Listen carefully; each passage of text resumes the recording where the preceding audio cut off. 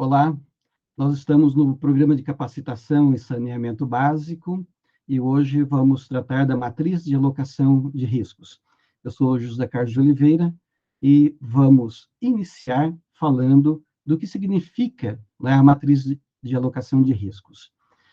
Bem, inicialmente nós temos que lembrar que o tema matriz de alocação de riscos ou alocação de riscos não é um tema novo, mas ele foi inserido na lei de licitações e contratos de uma forma bastante incisiva. Nós temos perto de 30 passagens na lei que trata de riscos. E na lei anterior, a 8666, praticamente não se falava em riscos. Tinha, se não me falha a memória, uma passagem com a expressão riscos. E hoje, na nova lei de licitações, nós temos aproximadamente umas 34 passagens da expressão risco. Então, vocês podem perceber a importância, né, de se estudar a análise de riscos no processo licitatório.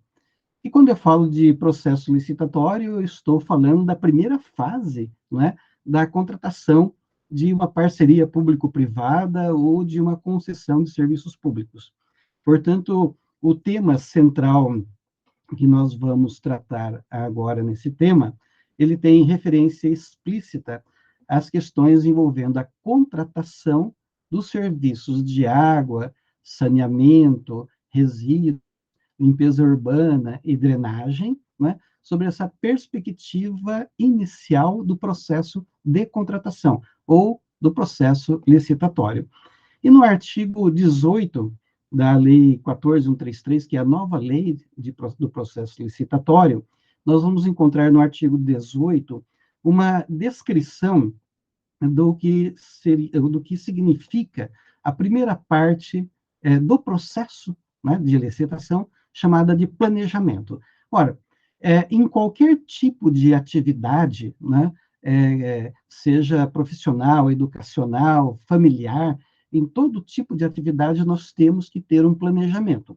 Esse planejamento também é exigido no momento em que a própria administração pública faz a escolha de prestar o serviço diretamente ou faz a escolha de outorgar esses serviços para a atividade privada na modalidade de concessão ou nas parcerias público-privadas. Então, nós temos aqui um primeiro tópico identificado como planejamento. E a própria lei, como eu disse, ela descreve, não é, quais são as fases desse modelo de planejamento. Então, a primeira é a descrição da necessidade. E quando nós falamos em descrição da necessidade, nós vamos ter necessariamente que lembrar que quando se fala em contratação de serviços, né, água, saneamento, resíduos, limpeza ou drenagem, se exige inicialmente um estudo técnico preliminar. Claro, esse estudo técnico preliminar, ele deve ter por base o Plano Municipal de Saneamento. Então, vocês percebem que nós temos aí o encadeamento lógico, né, de fases para que o município possa alcançar o resultado almejado, que é a universalização e o cumprimento das metas para a universalização. Então, quando nós falamos em estudo técnico preliminar, nós estamos descrevendo, né, a necessidade de se fazer alguma coisa. E essa alguma coisa deve ser real, né? Normalmente, as pessoas imaginam um estudo técnico preliminar contratado, né, através de uma consultoria, daquelas que não vão nem no município, mas o estudo técnico preliminar com base no Plano Municipal de Saneamento deve ser real, né? Deve espelhar as necessidades do município para contratar aquele determinado serviço. E nesse planejamento deve ter a definição do objeto, né? Qual é o objeto? Nós vamos contratar a captação, tratamento e distribuição de água, ou o tratamento dos resíduos, enfim. Né? Então, o objeto deve ser explícito. Depois, nós temos o que chamamos de planilha orçamentária. É claro que em determinados momentos ela adquire até uma outra feição, porque essa planilha orçamentária, quando falamos em serviços de longa duração, ela é extremamente complexa e ela muda a cada ano, nós sabemos disso. Não é? Imagine, por exemplo, a contratação de um serviço de saneamento num determinado município por 30, 35 anos. Não é? Então, nós vamos ter aí uma evolução da própria sociedade, aumento, né, da capacidade de demanda, enfim, uma série de questões que devem permitir que o licitante vencedor, né, o licitante, na verdade, possa avaliar, né, aquilo que a administração pública pretende. Portanto, o levantamento de custos, né, é uma das partes mais importantes para que o licitante possa entender aquilo que a administração pública está pretendendo. Nesse contexto também, nós temos a minuta do contrato, né? Ou seja, o que a administração pública pretende, né, objetivamente exigir daquela empresa que for a vencedora no processo licitatório. Nesse conjunto todo, e ainda estamos falando do processo licitatório, né? Nesse conjunto todo, esse estudo técnico preliminar precisa demonstrar, né, tecnicamente, não só tecnicamente, mas juridicamente também, né, a viabilidade. Ou seja, quando falamos de viabilidade, nós estamos falando de viabilidade técnica, econômica, política e jurídica. E as dimensões dos impactos ambientais e sociais. Bem, nesse contexto todo é que se define, né, o que seja um planejamento. E a partir do planejamento é que nós temos o foco desta abordagem inicial, que é análise de risco. Ou seja, a partir do momento em que se faz o planejamento de uma contratação, né, seja por concessão, seja por parceria público-privada, os agentes, os técnicos que estão elaborando esse planejamento preliminar, precisam identificar todos os riscos que aquele empreendimento possa sofrer ao longo de 30, 35 anos. Percebam que não é uma atividade simples, não é mesmo? Não é mesmo?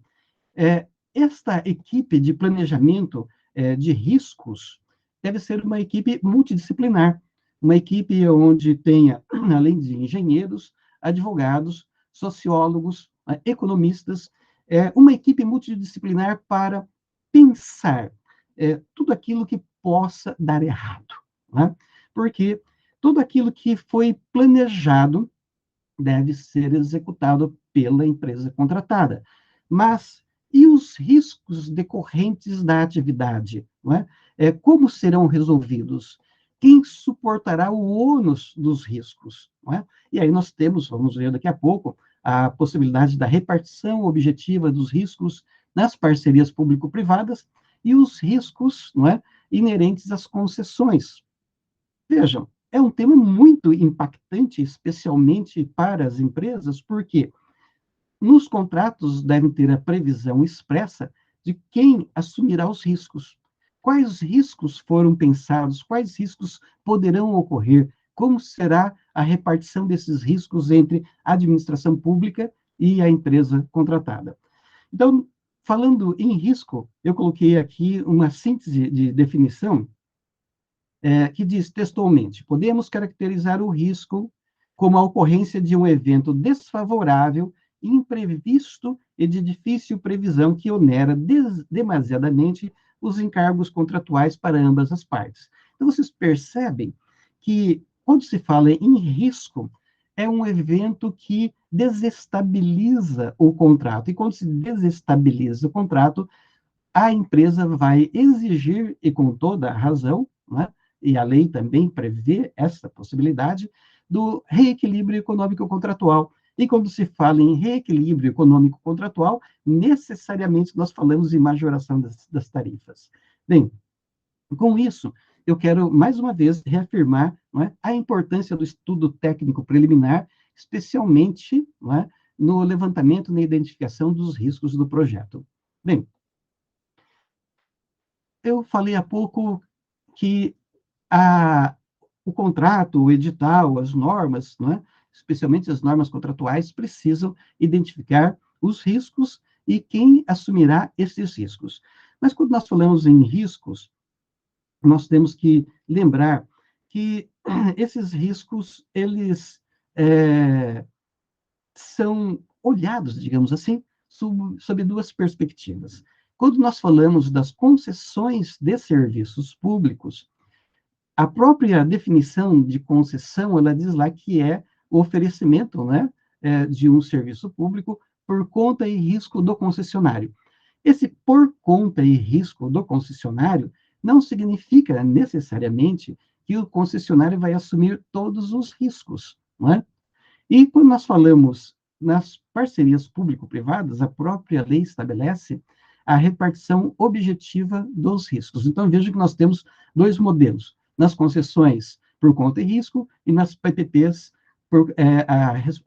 os riscos são compartilhados. Mas vamos ver como funciona isso na prática. Bem, como funciona isso na prática? Nas PPPs, né, eu coloquei aqui, entre outras medidas mitigadoras do risco do parceiro privado, a lei estabeleceu uma regra explícita de repartição de riscos, no artigo 4º e no artigo 5º. Né? Então, nós vamos olhar aqui, no artigo 4º. Na contratação das PPPs, serão observadas as seguintes diretrizes: repartição objetiva de riscos entre as partes. E no artigo 5º da mesma lei, as cláusulas dos contratos das PPPs atenderão ao disposto no artigo 23 da Lei das Concessões. Esse artigo 23 da Lei das Concessões se refere às cláusulas obrigatórias dos contratos de concessão, que se aplica integralmente como cláusulas obrigatórias também nas PPPs, né? E dentre elas, né, mais uma vez, a repartição dos riscos entre as partes, inclusive caso fortuito, força maior, fato do príncipe, alha econômica extraordinária.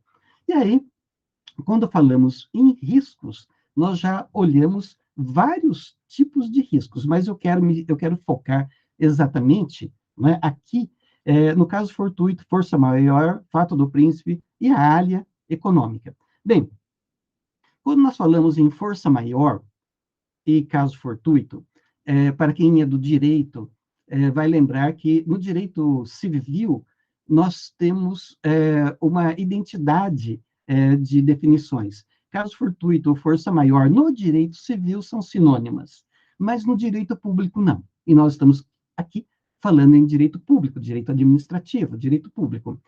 No direito público nós temos uma divisão de conceitos entre força maior e caso fortuito.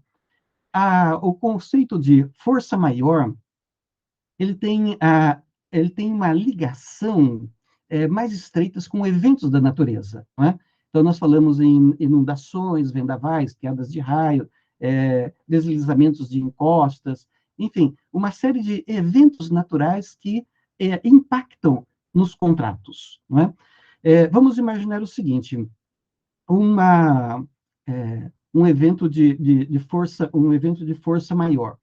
Normalmente, né, o evento de força maior, ele pode ser previsto, mas ele não tem como ser evitado. Então, nós podemos dizer, olha, haverá uma chuva torrencial, nessa região, em determinado período do ano, tem uma chuva monumental, ventos de granizo, enfim. Então, força maior como eventos da natureza, eles podem até ser previstos com uma certa antecedência, não é?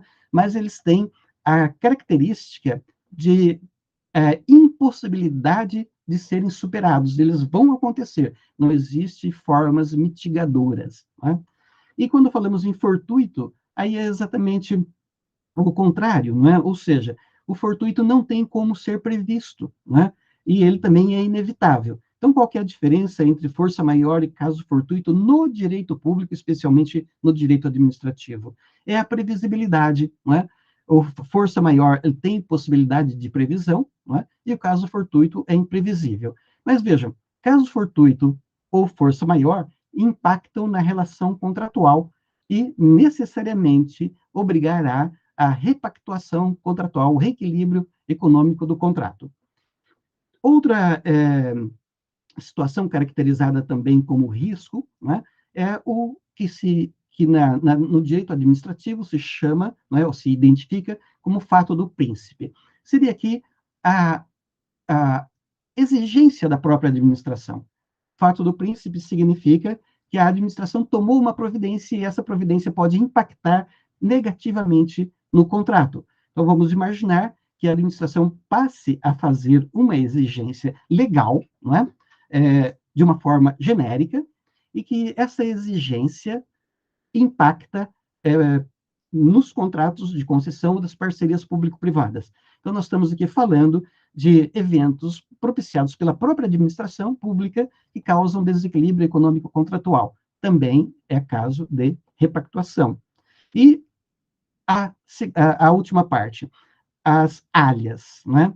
A alha significa um evento que sujeita a empresa, não é? Existe uma expressão no direito que diz assim, alia jacta est, alia jacta est, a sorte está lançada, né? E essa expressão, a sorte está lançada, cai muito bem aqui quando falamos nas alhas econômicas. E nós temos dois tipos de alhas, né? A alha econômica ordinária, que significa os riscos que o empreendedor, os riscos que a empresa assume naturalmente. E a alha econômica extraordinária é aquela superveniente, imprevista, imprevisível e que causa um impacto na continuidade do negócio. Nós podemos colocar como exemplo a pandemia. Não é? A pandemia, ela é um fortuito, não é? Não era previsível, enfim, inevitável, mas ela causou uma alha econômica extraordinária. E aí, né, os contratos devem ser repactuados em razão desse evento. Bem, nós temos ainda a questão da identificação dos riscos. Né? Quando nós falamos todos aqueles riscos que devem ser previstos lá no início da modelação do processo licitatório, no planejamento, né, nós vamos encontrar uma divisão de tipos de riscos. Claro que esta divisão de riscos em 5 etapas é o autor que eu estou utilizando, porque cada autor pode trazer outros riscos, ou outras divisões, ou outras etapas, outros modelos, enfim, né? Mas esse autor que eu estou utilizando, ele identifica, ele divide, né, os riscos em etapas. Bem, quais são as etapas para identificar os riscos, né? Ou para, no processo de gestão desses riscos? Primeiro, a identificação. E essa identificação dos riscos, ela deve ser feita lá no início, lembrem, né? Lá no planejamento. Então, quando nós falamos do planejamento do processo licitatório que vai desaguar numa contratação de uma concessão ou de uma parceria público-privada, aquela equipe que trabalha com o planejamento deve fazer essa identificação dos riscos. Quais são os riscos? Não é? Depois, avaliação desses riscos, ou seja, esses riscos são riscos normais, riscos extraordinários. Não é? Quem vai suportar esses riscos?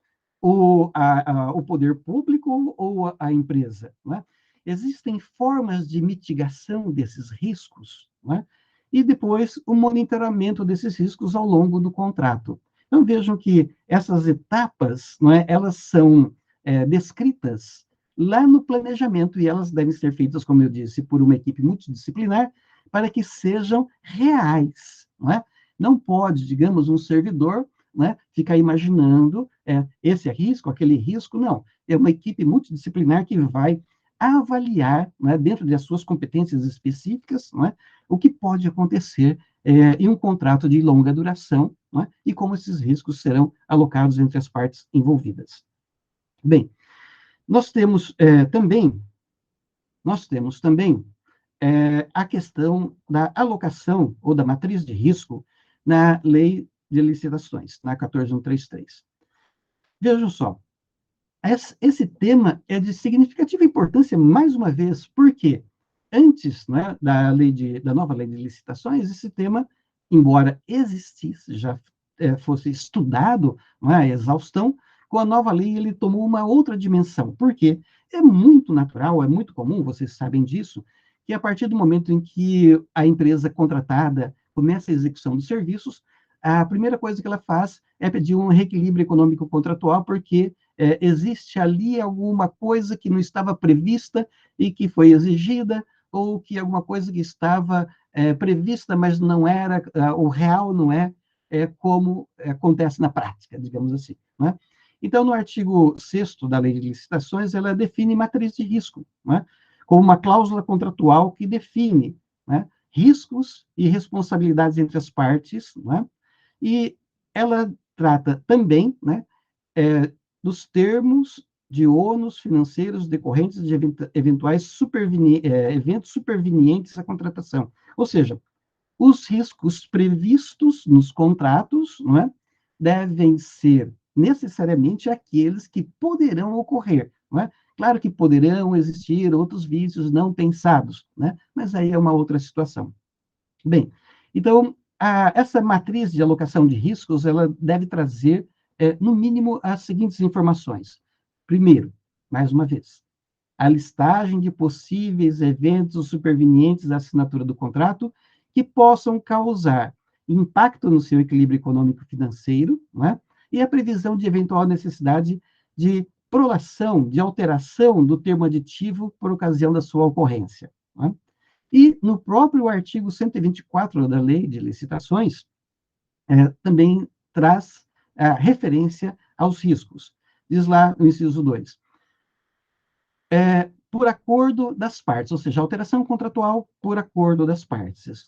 Na linha D, para restabelecer o equilíbrio econômico-financeiro inicial do contrato, em caso de força maior, caso fortuito, fato do príncipe, ou em decorrência de fatos imprevisíveis ou previsíveis de consequências incalculáveis que inviabilizem a execução do contrato, tal como foi pactuado, respeitados em qualquer caso a repartição objetiva de riscos estabelecidos no contrato. O que isso quer dizer? Quer dizer que, não obstante, né, a previsão dos riscos, né, não obstante a previsão dos riscos, ocorrendo algum risco que não estava pactuado, a empresa tem o direito, né, de solicitar a repactuação.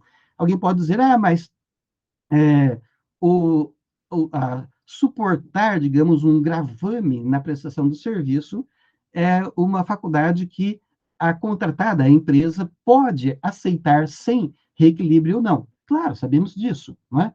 Mas, dependendo da situação, a repactuação é necessária sob pena de inviabilizar a prestação daquele serviço. Bem, nós falamos também aqui o artigo 103, no artigo 103, né? No artigo 103, que o contrato poderá identificar riscos contratuais previstos e presumíveis e prever matriz de alocação de riscos, alocando entre os contratantes e o contratado. Parágrafo 5º. Sempre que atendidas as condições do contrato e a matriz de alocação de riscos, será considerado mantido o equilíbrio econômico e financeiro do contrato, renunciando as partes aos pedidos de restabelecimento de reequilíbrio econômico financeiro, pelos riscos assumidos. Aqui é extremamente importante, né, esta referência. Por quê? Diz textualmente o seguinte: se aqueles riscos identificados no planejamento, que estão no edital, estão no contrato, e eles foram alocados, olha, esses riscos é da administração pública e esses outros riscos é da empresa contratada. Aqueles riscos, ocorrendo aqueles riscos, né, de competência da empresa contratada, ela não pode pedir a repactuação do equilíbrio econômico contratual. Não pode? Não pode, em tese. Por quê? Se os riscos previstos para a empresa superarem aquela ordem de grandeza que foi prevista, ou em outras palavras, se o risco previsto ocorrer em um volume maior do que aquele previsto, a empresa tem sim o direito de repactuação. Mas estava dizendo aqui que esse risco de demanda você deveria assumir. Vamos imaginar, risco de demanda, né? Deveria assumir. Mas qual é o risco de demanda? Está previsto no contrato, não é? Mas vamos imaginar que o risco de demanda ultrapasse uma porcentagem extraordinária que inviabilize o negócio, né? Foi previsto um risco de demanda muito baixa, mas tecnicamente, né, ou na realidade, aquele risco de demanda superou e muito. E aí? Aí sim tem necessariamente que fazer uma repactuação. Muito bem. Já praticamente finalizando, nós temos esta questão do risco na lei de saneamento, nas PPPs e nas agências reguladoras. Vejam a importância, né, da gestão de riscos, não é, e da análise de riscos dentro desse universo que não é novo, não é? Qual é a importância e quais são os desdobramentos desse modelo? Bem, na lei, né, do saneamento básico, na 11.445, nós vamos encontrar, né, a repartição de riscos entre as partes, incluindo referentes a caso fortuito, força maior, falta do príncipe e as alhas, né? E mais um tema importante dentro do contexto matriz de riscos: a promoção da segurança jurídica em relação aos riscos regulatórios. Vejam que até agora nós estávamos falando dos riscos, né, de caso fortuito, força maior, fato do príncipe, as alhas, mas agora estamos falando do risco regulatório, isso é real, não é? Tanto é que, quando nós falamos em redução de riscos regulatórios, nós vamos lembrar automaticamente da análise de impacto regulatório. O que é análise de impacto regulatório? Em poucas palavras, significa que o gestor, né, o administrador, ele deve avaliar as consequências da sua decisão, né? Vamos imaginar que uma agência reguladora, uma administração pública esteja regulando, esteja elaborando uma portaria, uma resolução, enfim, né, alguma norma infralegal para regular uma determinada prestação de um serviço. Na construção desta norma regulatória, o agente público deve avaliar as consequências daquela sua decisão. Consequências para a sociedade, consequências para a empresa, não é? E avaliar se aquela sua decisão é a melhor. Porque em determinados momentos, a própria doutrina diz que em determinados momentos o administrador pode imaginar o seguinte: olha, é melhor não fazer nada, não é? Porque se fizer alguma coisa vai complicar mais a decisão, digamos, regulatória pode prejudicar ao invés de melhorar, né? Nós vamos encontrar também, mais uma vez, a repartição de riscos nas parcerias público-privadas, lá nas diretrizes, conforme nós já falamos, né? Repartição objetiva de riscos entre as partes, né? E também na lei das agências reguladoras, né? No artigo 3º, parágrafo 3º, nós temos também a referência aos riscos na agência reguladora. Diz lá o parágrafo 3º: as agências reguladoras devem adotar práticas de gestão de riscos e de controle interno, e elaborar e divulgar programas de integridade com o objetivo de promover a adoção de medidas e ações institucionais destinadas à prevenção, detecção e à punição e à remediação de fraudes e atos de corrupção. Então, vocês podem perceber que até, né, neste âmbito, nesta linha de pensamento, nós falamos em risco, né? Porque falamos, por exemplo, em remediação de fraudes, detecção de atos de corrupção. Isso são riscos, né? Riscos da administração, riscos que a empresa pode sofrer, né? E riscos sociais pela descontinuidade eventual de um serviço. Então, vejam, esta é, em síntese, né, bastante apertada, né, a questão da análise de riscos. Muito obrigado e até nosso próximo encontro.